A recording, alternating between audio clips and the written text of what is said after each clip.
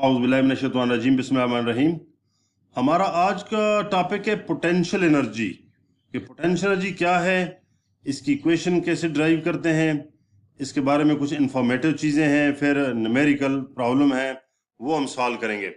सबसे पहले potential energy, और पोटेंशियल एनर्जी में हम ग्रेविटेशनल पोटेंशियल एनर्जी को डिस्कस करेंगे कि ग्रेविटेशनल पोटेंशियल एनर्जी क्या है। और ग्रेविटेशनल पोटेंशियल एनर्जी होती है अर्थ के ग्रेविटेशनल फील्ड में। तो पोटेंशियल एनर्जी को सबसे पहले डिफाइन करते हैं कि पोटेंशियल एनर्जी क्या है। The energy possessed by a body due to the change of position in the gravitational field is called as potential energy. अब एक बॉडी मसलन जमीन पे पड़ी हुई है, अब उसको जब किसी हाइट पे ले जाते हैं तो उसकी पोजीशन चेंज हो जाती है। पोजीशन चेंज होने से उसके अंदर एनर्जी स्टोर हो जाती है, उस एनर्जी को पोटेंशियल एनर्जी कहते हैं या ग्रेविटेशनल पोटेंशियल एनर्जी कहते हैं। अब जब किसी बॉडी को जमीन से उठाते हैं, किसी हाइट पे ले जाते हैं, तो हम उस पर वर्क करते हैं, वो वर्क उसके अंदर ग्रेविटेशनल पोटेंशियल एनर्जी के तौर पे स्टोर हो जाता है। अब जितना वर्क किया उतनी उसके अंदर ग्रेविटेशनल पोटेंशियल एनर्जी स्टोर हो जाती है। अब मसलन ये एक बॉडी को देखते हैं, ये बॉडी की मास m है और वो जमीन पे पड़ी हुई है, तो जमीन पे पड़ी हुई है तो उसकी हाइट 0 है। जब हाइट 0 है तो यहाँ उसकी कोई ग्रेविटेशनल पोटेंशियल एनर्जी उसके पास नहीं है, इसकी पोटेंशियल एनर्जी 0 है ग्राउंड लेवल पर। लेकिन जब हम उसको उठाते हैं, किसी हाइट पे ले जाते हैं, मतलब ये देख लें आपके सामने ये केस आया है, ये कोई बॉडी है, जब इसको उठा के जब किसी हाइट h हाइट पे ले गए, यहाँ पे देखें तो अब इसके अंदर यहाँ h हाइट पे उसके पास पोटेंशियल एनर्जी आ चुकी है। ये potential energy gravitational potential energy है।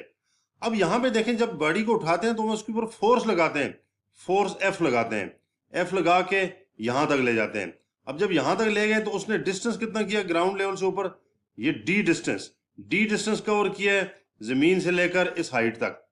अब जब डिस्टेंस d तक उठाया है तो हमने उस पर वर्क किया है, वो वर्क उसके अंदर पोटेंशियल एनर्जी के तौर पे स्टोर हो गया है। अब ये पोटेंशियल एनर्जी वर्क के बराबर है, ये देखें potential energy is equal to work done. अब वर्क किसके बराबर है, हमने फोर्स लगाई है F और डिस्टेंस d कवर किया है, तो वर्क किसके बराबर होता है, फोर्स इंटू डिस्टेंस, ये वर्क है। तो गो के पोटेंशियल एनर्जी हो जाएगी F इंटू d। अब इसमें जो फोर्स हमने लगाई है, फोर्स बॉडी के वेट के बराबर है, वेट बॉडी का W है, फोर्स हमने लगाई है F, तो जितना वेट है उतनी फोर्स लगाई है, तो फोर्स जो है वेट के बराबर है।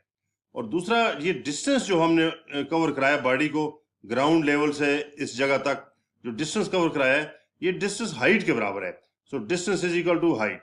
अब फोर्स और डिस्टेंस दोनों की वैल्यू यहाँ पुट करें, फोर्स की वैल्यू है W और डिस्टेंस की वैल्यू है h, ये potential energy weight into height इसके बराबर है। अब इसमें देखें वेट जो बॉडी का है, वेट होता है mg, वेट की इक्वेशन है mg, m बॉडी की मास है, ये देखें बॉडी की मास m है, तो weight is equal to mg। अब इस वेट की वैल्यू यहाँ पे डालें, ये वेट W है, इसकी वैल्यू mg डाली, साथ हाइट h आई। अब ये पोटेंशियल एनर्जी की इक्वेशन बन जाती है mgh, और पोटेंशियल एनर्जी को EP से रिप्रेजेंट करते हैं, तो this is the equation of potential energy. ये पोटेंशियल एनर्जी की इक्वेशन है, इसमें EP पोटेंशियल एनर्जी है, m बॉडी की मास है, g acceleration due to gravity है, h हाइट है कि किस हाइट तक बॉडी को हमने उठाया है। अब इस इक्वेशन में देखें कि पोटेंशियल एनर्जी जो है ये मास के डायरेक्टली प्रोपोर्शनल है, देखें potential energy is directly proportional to mass, और फिर ये पोटेंशियल एनर्जी जो है हाइट के भी डायरेक्टली प्रोपोर्शनल है, ये देखें। अब इसका मतलब ये है कि जब पोटेंशियल एनर्जी मास के डायरेक्टली प्रोपोर्शनल है तो इसका मतलब more the mass more is the potential energy. इस तरह पोटेंशियल एनर्जी हाइट के डायरेक्टली प्रोपोर्शनल है, इसका मतलब है more the height more is the potential energy. तो ये दो रिलेशंस हैं कि पोटेंशियल एनर्जी किस किस चीज पे डिपेंड करती है। तो इन दोनों रिलेशंस में देखा गया कि पोटेंशियल एनर्जी जो है मास और हाइट दोनों के डायरेक्टली प्रोपोर्शनल है। जितनी मास ज्यादा होगी बॉडी की उतनी पोटेंशियल एनर्जी ज्यादा होगी, जितनी हाइट ज्यादा होगी उतनी पोटेंशियल एनर्जी ज्यादा होगी। आगे ये कुछ इंफॉर्मेटिव चीजें हैं कि पोटेंशियल एनर्जी एक स्केलर क्वांटिटी है, क्योंकि इसकी डायरेक्शन नहीं है तो स्केलर क्वांटिटी है। फिर ये ड्राइव्ड क्वांटिटी है, बेसिक क्वांटिटी नहीं है। फिर पोटेंशियल एनर्जी की यूनिट जूल है, NSI सिस्टम। पोटेंशियल एनर्जी जो है इसकी डायमेंशन है mL²T⁻², ये इसकी डायमेंशंस है। अब ये कुछ न्यूमेरिकल्स हैं। ये पहला न्यूमेरिकल है, बॉडी की मास जो है 5 किलोग्राम है, g 10 मीटर पर सेकंड स्क्वायर है, h हाइट 3 मीटर है, और ये पोटेंशियल एनर्जी की इक्वेशन है। ये इसमें मास की वैल्यू डालें 5 किलोग्राम, g जो है 10 मीटर पर सेकंड स्क्वायर है, हाइट 3 मीटर, इनको मल्टीप्लाई करें तो पोटेंशियल एनर्जी आ जाती है 150 जूल। ये पोटेंशियल एनर्जी हमने निकाली इस क्वेश्चन के अंदर। दूसरे क्वेश्चन में पोटेंशियल एनर्जी दी हुई है 240 जूल है, जी 10 मीटर पर सेकंड स्क्वायर है, मास जो है 8 किलोग्राम है। अब इसमें पोटेंशियल एनर्जी की इक्वेशन ये है, इसमें हाइट हमने निकालनी है। हाइट की वैल्यू आ जाती है ई पी और एम जी। देखिए मास इंटू जी इधर मल्टीप्लाई और उधर जाके डिवाइड होगा, तो height is equal to E P और एम जी। अब इसमें ई पी की वैल्यू पोटेंशियल जी है 240, मास जो है 8 किलोग्राम, जी 10 के बराबर है। इसको सॉल्व करें तो हाइट आ जाती है 3 मीटर, तो हाइट की वैल्यू 3 मीटर।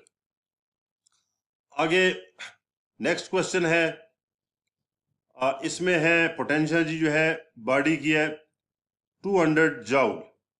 ये देखें 200 जूल है, जी 10 मीटर पर सेकंड स्क्वायर है, हाइट 5 मीटर है, मास कितनी होगी। अब इसमें पोटेंशियल एनर्जी की इक्वेशन है एम जी एच। इसमें मास की वैल्यू निकालें तो ई पी और जी एच। अब जी एच इधर मल्टीप्लाई हो रहा है, उधर जाके डिवाइड होगा, तो ई पी और जी एच होगा। अब E P the potential energy कितनी है 200 जूल, ये 200 जूल है, जी की वैल्यू 10 है और हाइट जो है 5 मीटर है।